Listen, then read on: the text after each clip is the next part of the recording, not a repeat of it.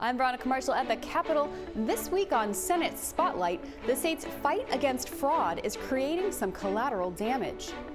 I received a call from my caregiver agency saying that they would not be able to support me and my care needs due to fraud investigations. What's the balance between cracking down on fraud and serving the people? Senators look for new ways to fight fraud without cutting off care. Plus, as education costs continue to rise, legislators explore new opportunities to invest in education without penalizing taxpayers. It will not cost them a penny. It will not increase their taxes. There won't be a levy or a referendum. Details on the small funding adjustment that could have a big impact for students. That's all coming up. Senate Spotlight is produced by the Minnesota Senate and Senate Media Services. Nothing about us without us. The phrase means no policies should be crafted or passed without meaningful input from the people who would be impacted.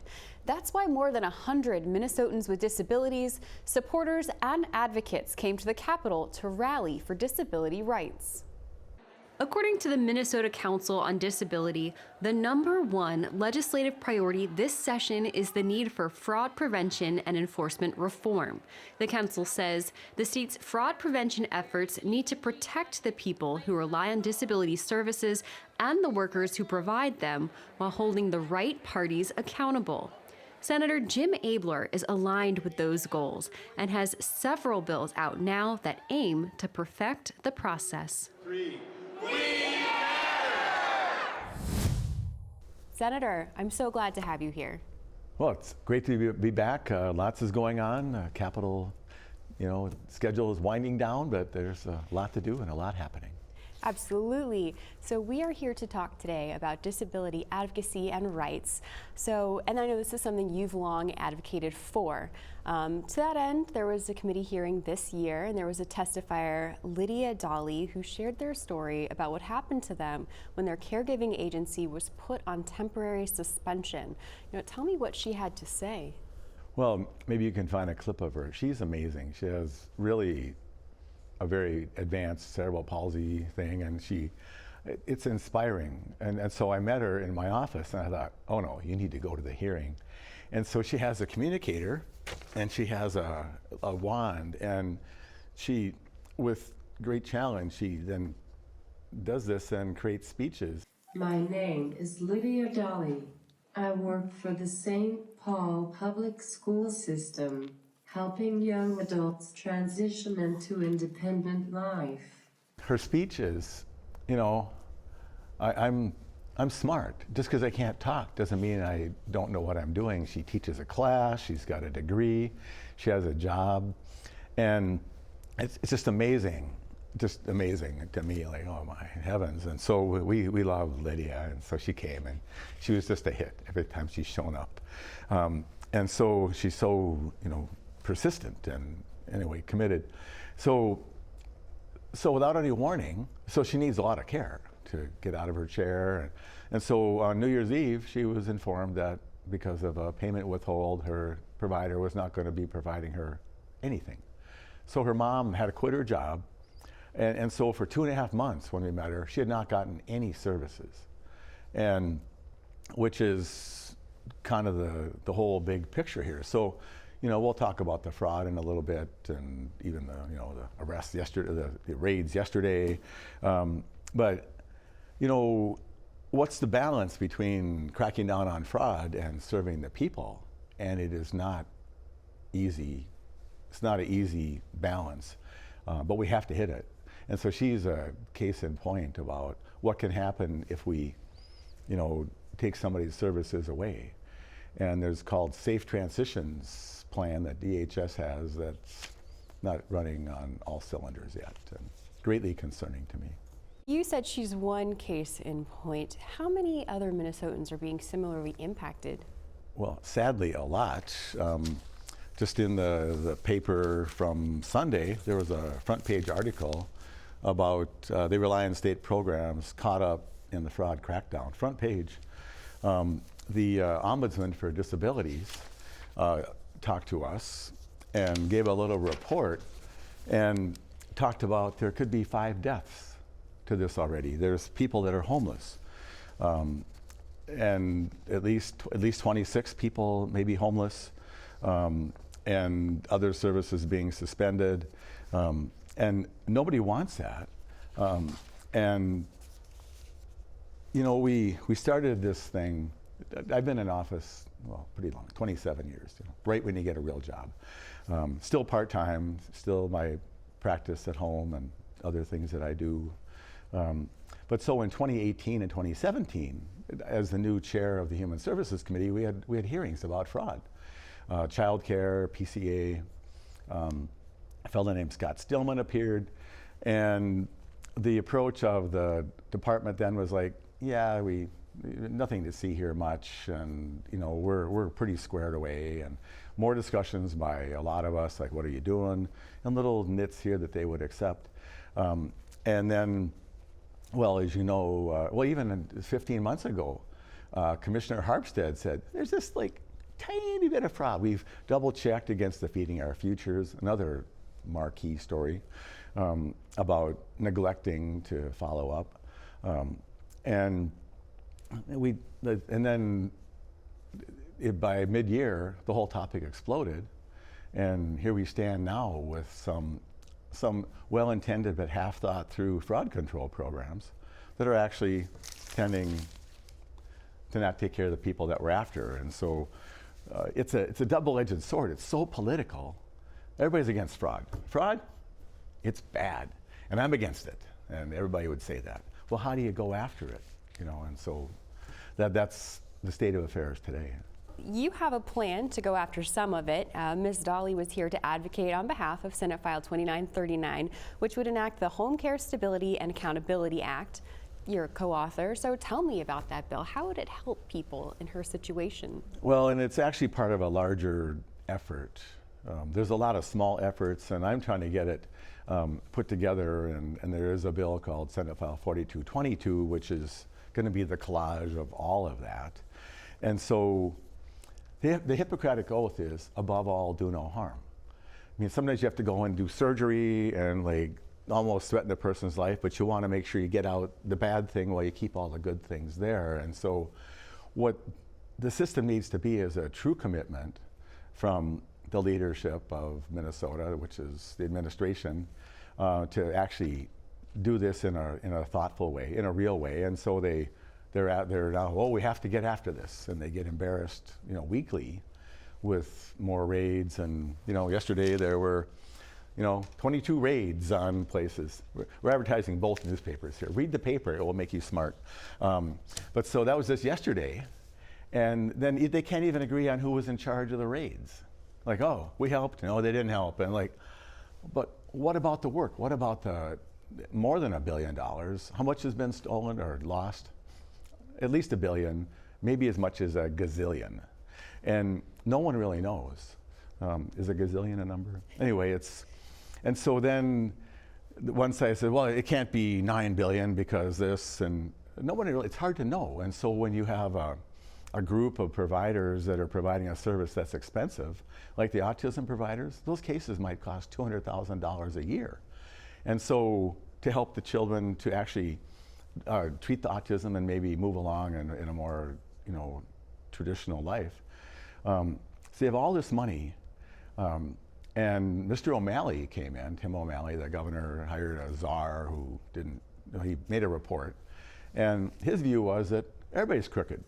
And so 10% are honest, 10% are like just rank thieves, and 80%, if you gave them a chance, they'd keep the money, which is not correct. Maybe in the 10% thievery side, there's a few percent who would take whatever they could get and a few that are unscrupulous. But most of the Medicaid providers are really good. So how do you regulate a bunch of really good ones to find all the bad ones? And when we did the Feeding Our Futures money, which is legendary now, part of the problem with all that kind of money in COVID, we got $84 billion to Minnesota from all funds. You probably got $1,400, your viewers got their $1,400. That all adds up. The county's got hundreds of millions.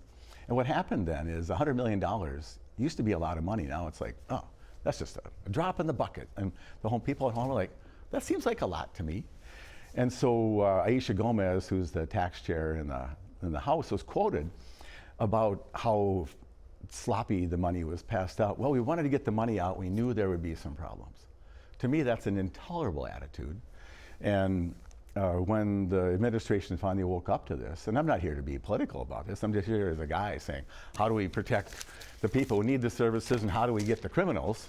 The way to do it is with a collaborative, thoughtful process.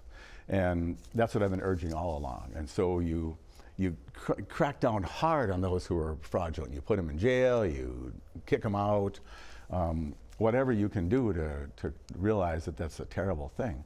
And we're in the middle of that process now. And so what the bill we have that we're working on a bipartisan basis is to add more protections, more scrutiny, but also to create due process. So if you're innocent, then actually you can go back to work and not leave Lydia and others languishing. And it's dicey, but it's really important. And if there's any error at all that the governor and his folks did, they didn't work with providers. They cooked up some ideas. They felt the pressure, and then they got a lot of fraudulent people, but they caught up some of the, dolphins in the tuna net. If you remember Chicken of the Sea, which dolphin safe tuna. And so you want to make sure you protect the innocent clients in particular and the providers that you want to do this service. This session, your bills are bipartisan. Does that give you hope that we can address these issues quickly? I think so. Well, quickly. We have 2.5 weeks left. I'm optimistic we can get some things done. It's when you wade into a political arena where this topic is so sensitized, it's hard. And at the end of the day, everybody and every party is going to go like, I cracked down on fraud. And then someone's going to say, no, you didn't crack down hard enough. And that's the hard part. But the legislature moves incrementally. It should be hard to pass a law. It should require inclusion. And part of the benefit of bipartisan work is you have better work. When there's a trifecta with all one side, be they in Minnesota, it was DFL, in Washington, it's GOP, the thoughtfulness isn't always there. And that's what I want. That's what people, I think, in my district want. Can you work together? Can you get something done? Can you protect our money? Can you protect the clients? And can you just make it work? So when my grandma, who's in a nursing home, can live there safely. When my sister, who's got a brain injury, can actually, work to the best of her ability. When my son, who was born with Down syndrome, can he have a chance to work and to have a good life? That's what they want. We spend a lot of money on it, and in a cultural way, we agree that that's something very important. And so now it's our jobs to steward that and make sure good things happen. Good luck, Senator. And thank you for being here. This conversation has been really great. I appreciate your time. Well, and thanks for your attention. And the people need to pay attention too. So comment to us. Let us know how it's going, because we care. One of Minnesota's most effective fraud-fighting tools could get even stronger. For every $1 Minnesota puts into its Medicaid fraud control unit, about $9 come back through recoveries and restitution. That's a 900% return on the state's investment.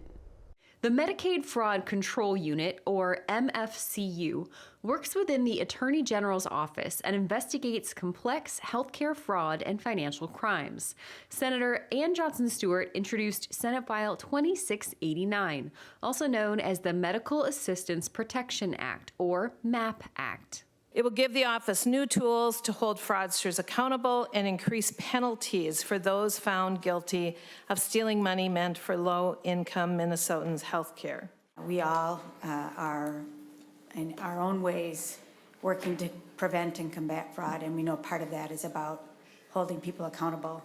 And we need a Medicaid fraud unit in the Attorney General's office to do that job. The bipartisan bill would expand the unit's staff from 32 to 50 people, allowing it to cover its increased workload. Since October 2025, the unit's number of fraud referrals has tripled. The bill also expands the MFCU's investigative power and increases penalties for fraudsters. But it comes with a cost. Bringing new investigators, attorneys, and other staff on board will cost the state nearly $1.25 million. If we're going to spend this type of money, that I think the people have a right to know on the success of it, and there should be some accountability. We would be more than happy to make sure this committee gets the reporting that exists now. The federal government is going to contribute $3 for every one to help us fight fraud. Again, federal government contributing $3 for every one from the state to fight fraud. The MAP Act was amended onto the Supplemental Finance Omnibus Bill, which passed on the Senate floor with a vote of 35 to 31. A fraud-fighting bipartisan effort that started in the Senate now moves forward in the House. Senate File 856, a taxpayer watchdog bill that would establish an independent Office of the Inspector General, or OIG, passed out of the House's Ways and Means Committee. The OIG would proactively prevent fraud by independently overseeing agencies and working with law enforcement to ensure tax dollars are being allocated and used as intended. The bill's authors, Senator Heather Gustafson and Senator Michael Kroon, both released statements applauding the bill's progress in the House. The Senate previously passed the bill with bipartisan support on a vote of 60 to 7. The bill's next stop is the House floor for a final vote, and if it passes there, it heads to the governor's desk. When it comes to fraud, the amount of money recovered isn't always equal to the amount that was stolen. Recovery rates can often just be a fraction of the total losses, but a new bill hopes to change that. So for instance, Feeding Our Future, of the $300 million that has been stolen, about 25% of the money is being collected in the criminal arena now. This would allow the Department of Revenue to collect this money and get the taxpayers' money back. It's called the Take It Back Act. The bipartisan bill, Senate File 5032, would create a 100% tax on money obtained through fraud against public programs, effectively forcing individuals convicted of fraud to pay back every dollar that was stolen. The recovered money would then go into an account for income tax relief. The bill passed out of the Senate's Taxes Committee and now waits to be heard on the floor for a final vote from the full Senate. This year is the 250th anniversary of the signing of the Declaration of Independence. The Senate's education leaders heard testimony on the importance of the historic moment and what it means for the future. 250 years ago, our founders declared independence and put forward an extraordinary idea that government derives its power from the people. Students are being reminded that democracy is not something we inherit automatically.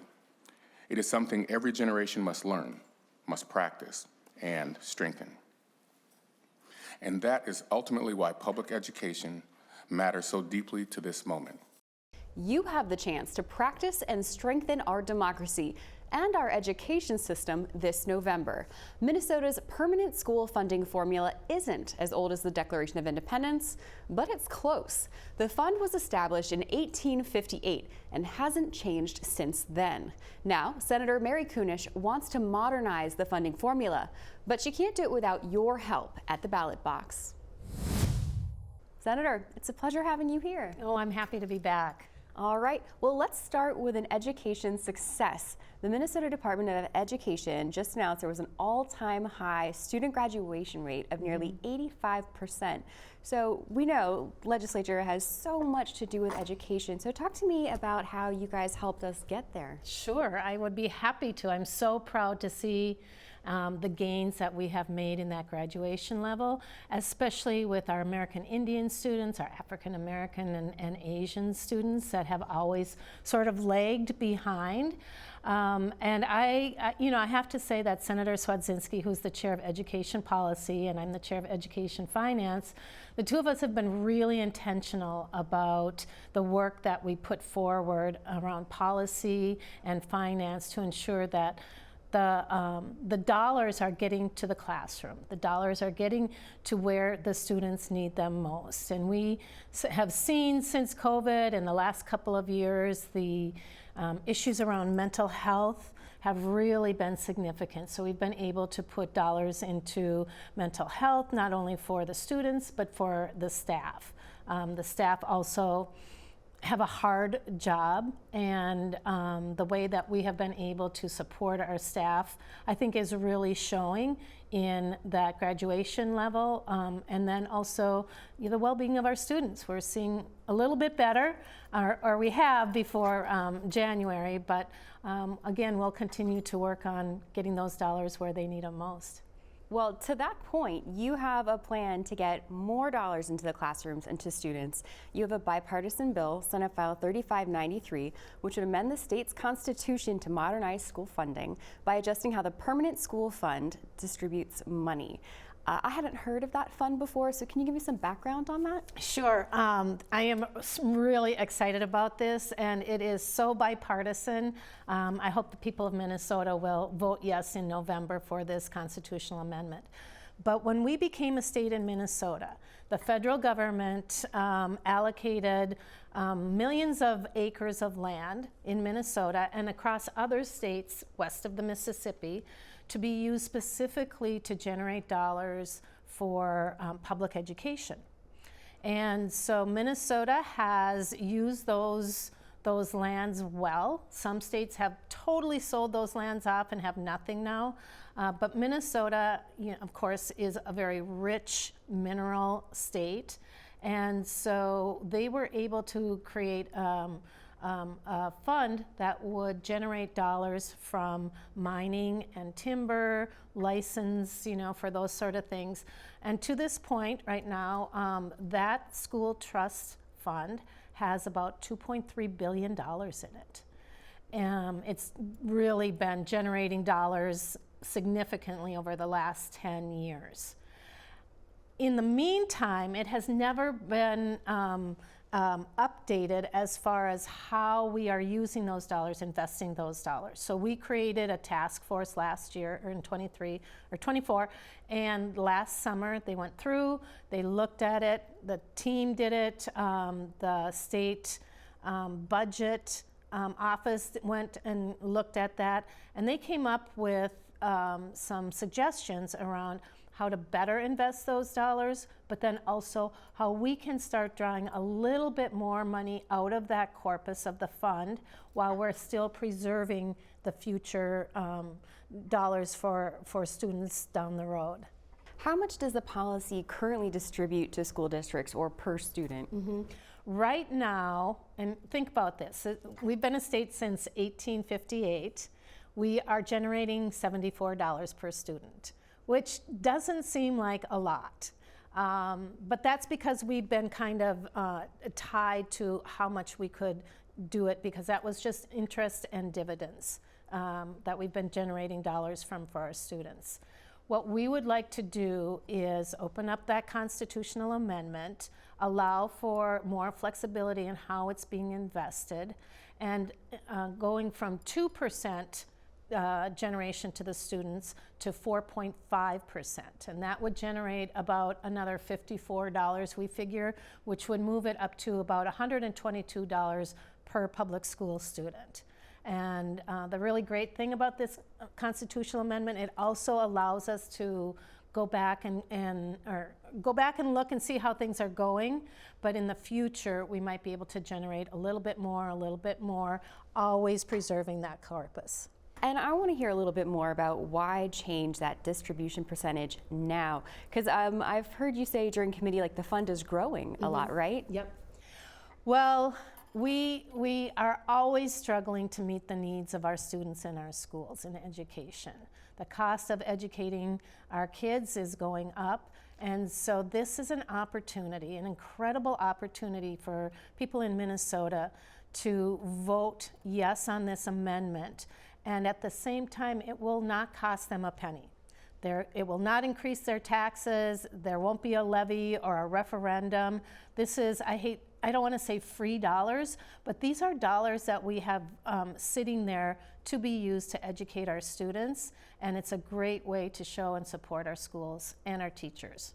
In committee, the question was asked, is this worth doing? So if we're going from like 74 per student to around maybe 120 per student, is that enough to make a difference? It's not enough. You know, I don't know that we will ever fully fund our schools, but it will make a big difference. That difference can be an additional teacher or two in the classroom, depending on the population. It might mean that they're able to keep programs or curriculum that has become more and more expensive. And so every penny that we can use to invest in our students is well worth it. And again, this is a way that we can do it at no cost to the taxpayers.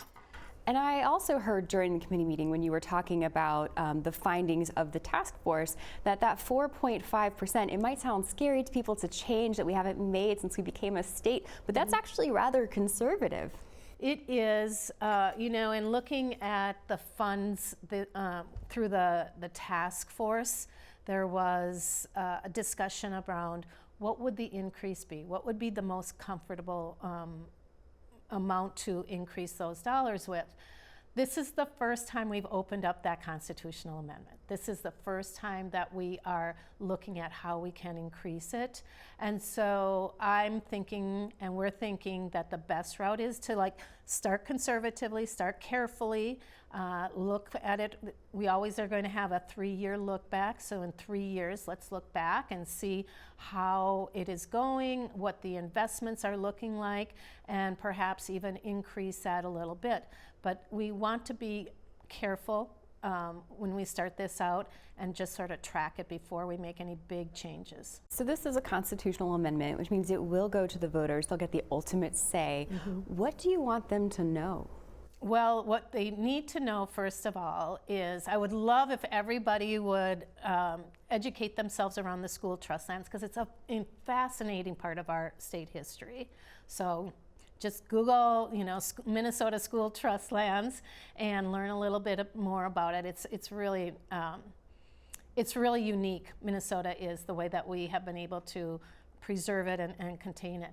But what I really want them to know is that we need you to vote in November on your ballot, and we need you to check that yes box, because if you leave that box blank, it counts as a no. And we want these dollars to get to our students. This is statewide.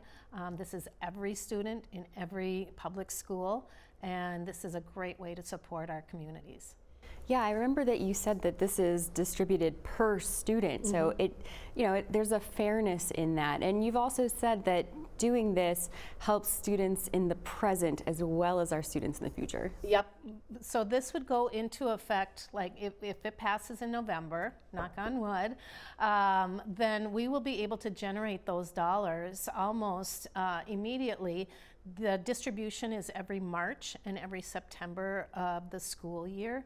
And so this is a way for schools to also be able to budget and know that that chunk of dollars is coming. So if they have a program that they want to allocate those to, if they are able to retain teachers, or looking to the future to say, oh, now we can add more teachers to our school, this is a great way to help support that and give them that security. Senator, it's been a pleasure having you here. Thank you for your time. Oh, it's been really lovely. I could talk about that constitutional amendment all day long. Thank you. That's all the time we have today. Thank you for joining us, and see you next time.